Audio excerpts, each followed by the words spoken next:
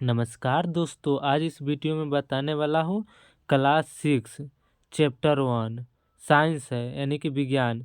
इस चैप्टर का नाम है भोजन यह कहाँ से आता है। ठीक है, इसमें समरी सॉल्व किया गया है। इससे आपको पूरा चैप्टर सॉल्व हो जाएगा। इसको शुरू से लास्ट तक जरूर देखिएगा। ठीक है, तो हम शुरू करते हैं बिना देरी किए हुए। ठीक है, तो पहला लाइन क्या कहता है, संगठक क्या है।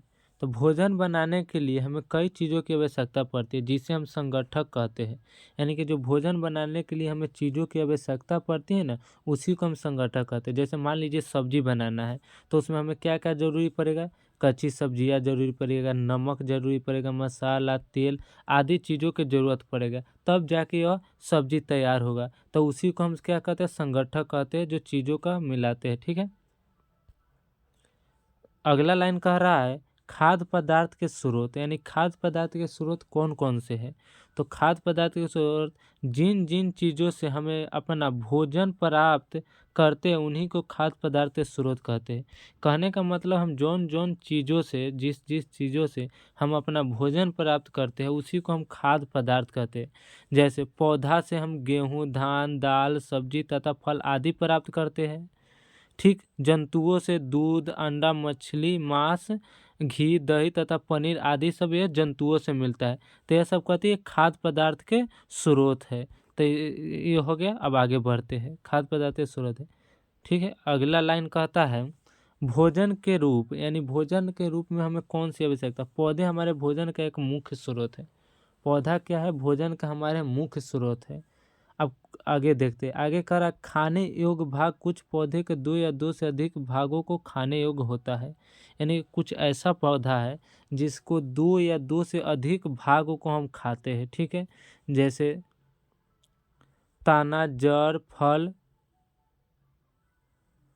पत्तियां, फूल आदि जैसे आदि खाने योग्य भाग होता है। तो आइए जानते हैं कौन भाग को क्या खाते हैं। ठीक है, तो पहला है आलू। आलू को हम क्या खाते हैं, तना को खाते हैं। ठीक है, मूली को हम जड़ खाया जाता है, लौकी का हम फल खाते हैं, पालक को हम पातवा खाते हैं, पाता खाते हैं, सीताफल के फूल पकौड़े बनाए जाते हैं। तो इसका यह हो गया। ठीक है, अब अगला लाइन देखते हैं।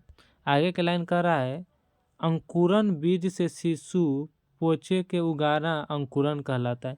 यानी अंकुरन उसे कहते हैं जो बीजों से शिशु का उगना, वह अंकुरन कहलाते हैं। अब अंकुरित क्या है, अंकुरन बीजों से एक सफ़ेद रंग के धागे जैसे संरचना निकलती है ना, जिसे हम अंकुरित कहते हैं। अंकुरित हम उसे कहते हैं जब कोई चीज़ हम फुलाने के लिए रख दिए और जो जामने लगता है ना, उसी को हम अंकुरित कहते हैं।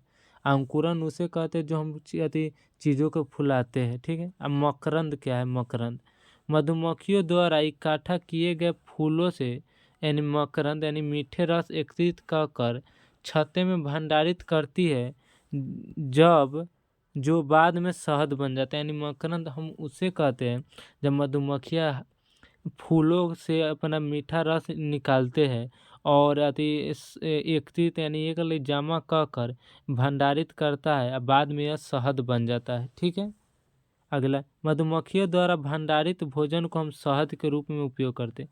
जो मधुमक्खियाँ वो अपना से भंडारित करता है भोजन, यानी एक लिए जमा करता है, हम उसी को शहद के रूप में उपयोग करते हैं। ठीक है, आगे देखते हैं।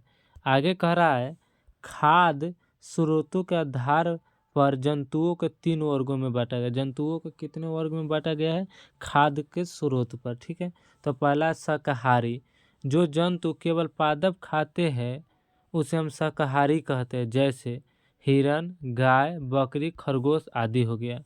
मांसाहारी हम उसे कहते हैं जो केवल जंतुओं के खाते हैं। ठीक है, उसे मांसाहारी कहते हैं, जैसे शेर, बाघ, लोमड़ी आदि ये सब आ जाता है।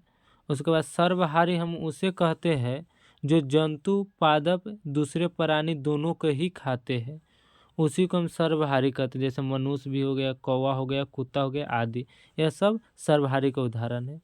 हमारे भोजन का मुख्य स्रोत पौधा तथा जंतु। हमारे भोजन के लिए मुख्य स्रोत दुइयों को चाहिए, पौधा एवं जंतु। भारत में विभिन्न प्रदेशों में पाए जाने वाले भोजन में बहुत अधिक विविधता है, यानी कि भारत में जगह जगह पर अलग अलग प्रकार के भोजन सब अपना ग्रहण करते हैं, यानी कि खाते हैं। तो यही था लगभग मोस्ट अति समरी। तो आइए अगर वीडियो पसंद है तो लाइक एंड सब्सक्राइब कीजिएगा। अगर इस वीडियो का ऑब्जेक्टिव चैप्टर को नहीं देखे तो इस डिस्क्रिप्शन में लिंक डाल दी है, और जाके इस चैप्टर को ऑब्जेक्टिव देख लीजिए। जय हिंद।